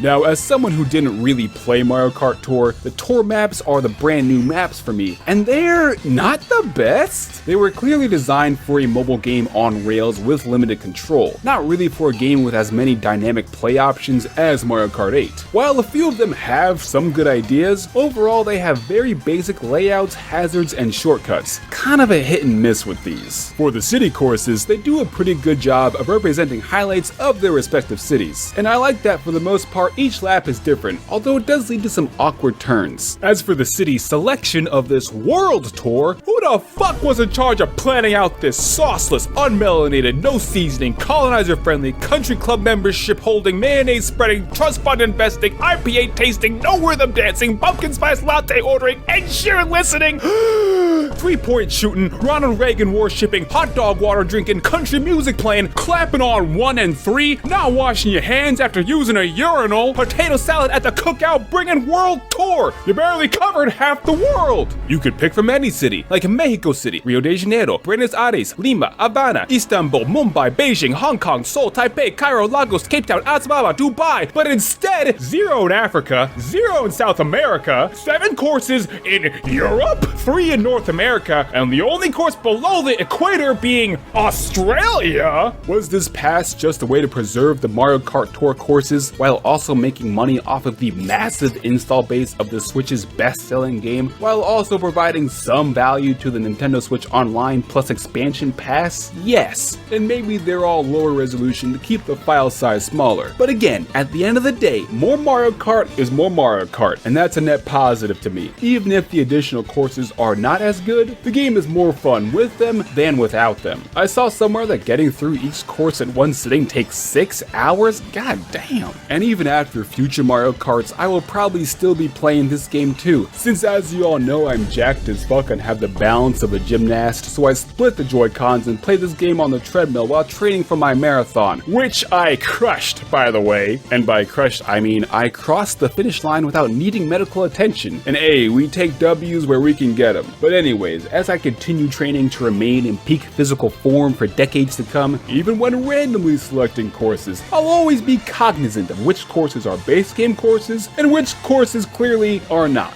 One final thing I will say about the booster courses is that I like how many of them added more trains. Mario Kart 8 is dead! It's over, it's finally over. Mario Kart 8 is dead!